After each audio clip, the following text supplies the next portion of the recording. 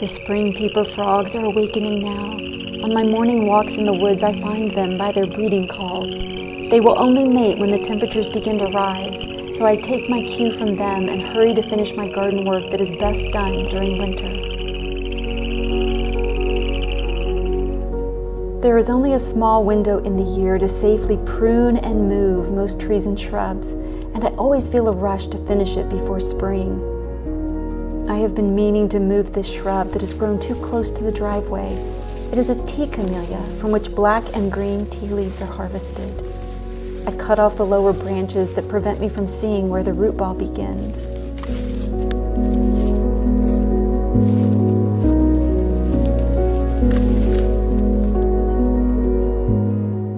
And rake back the leaves that have been mulching it for years.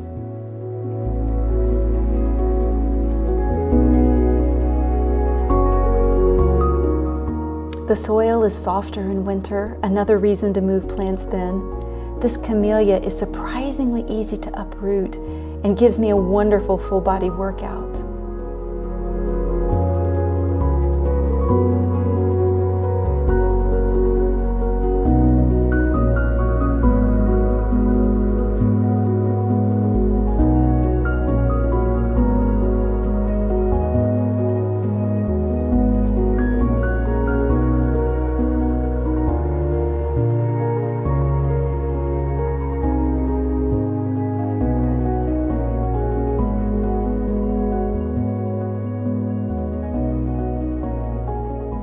Don't be afraid to pry it away from the soil by severing any stubborn roots. It always feels good when it comes free at last.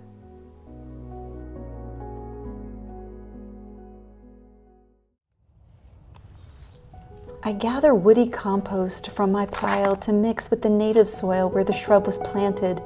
Camellias love the acidity of a woody soil, so I give it a temporary home in a large pot with this soil mix at the bottom.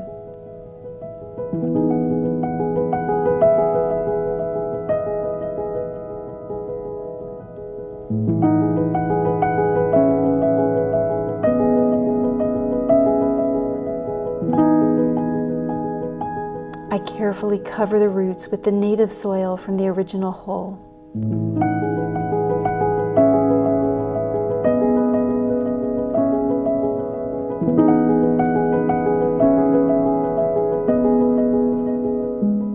And press it gently in place to remove any air pockets.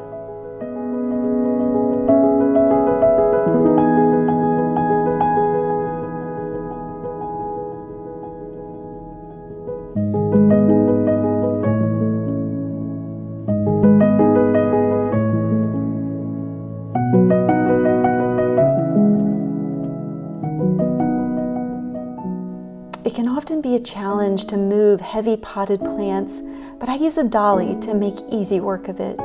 I am always looking to garden in such a way that protects my back and shoulders.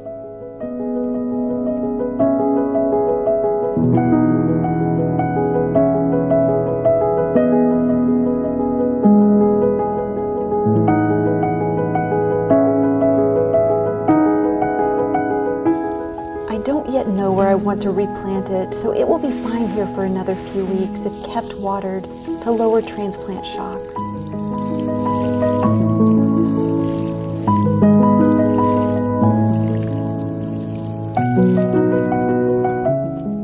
I gather the pruned branches and add them to my large compost pile, covering them carefully for faster decomposition.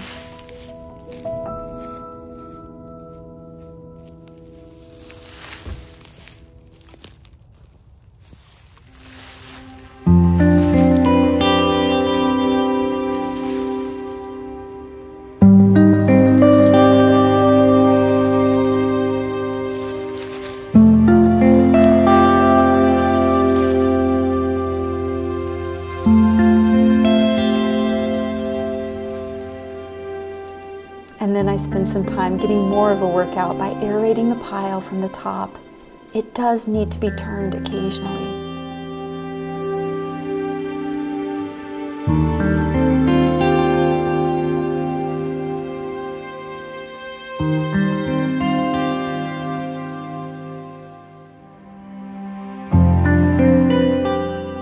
winter is also the best time to prune a vine or tree while it is dormant. A Muscadine grapevine needs an especially hard pruning to stay productive.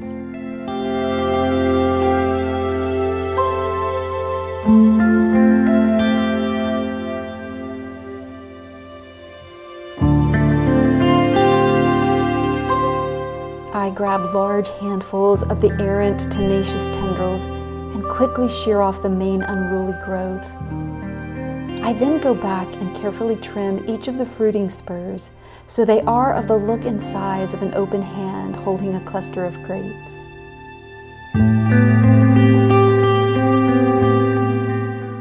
Muscadines grow best when they are trained to one central trunk 5 feet high and then 2 branching arms out 10 feet on either side.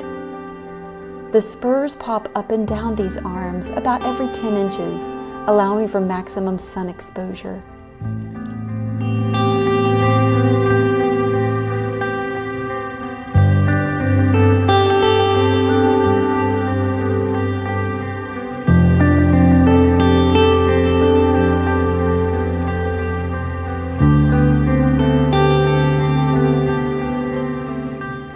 I also trim off any branches attempting to grow directly off of the trunk.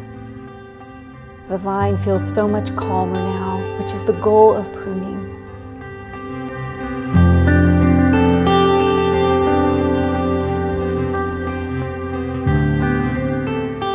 I then finish up the day's garden tasks by gathering up and composting the last of the natural holiday trimmings, and Harvey is always glad for the company and the treats.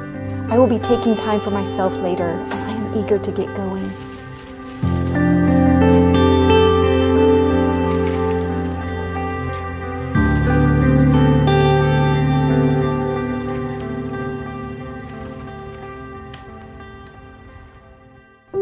I need to wander in a botanical garden every now and then, one that is carefully and lovingly tended.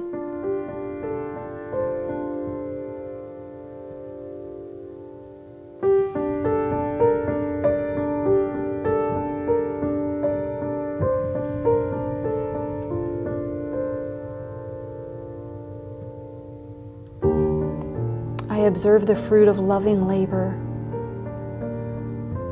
I notice the layers of color and texture, and I stand in awe of it all. I visit this garden in every season to learn and be inspired, and I always take away something from these garden rambles.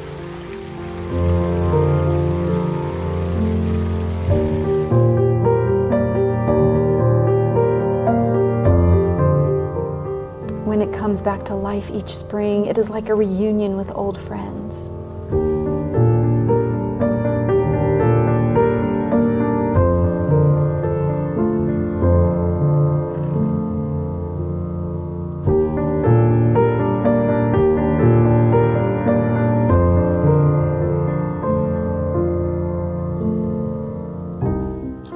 Winter can be such a barren time. But I am learning as a gardener that winter is also a gift. It's a time when we can see the real structure of things.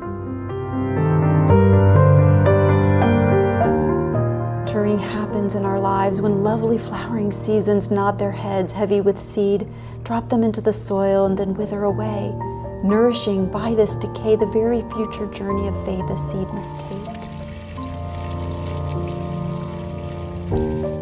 I am grateful for the garden's gift as a patient teacher and guide. Its rhythms of life, decay, and renewal connect me to these ancient processes at work in the earth and at work in me too. Find the botanical gardens in your area and commit to visiting 4 times a year, once in each season. Ramble along its meandering paths in silence and delight. Like an artist that visits museums to contemplate fine art, so the best gardeners must seek out beautiful gardens.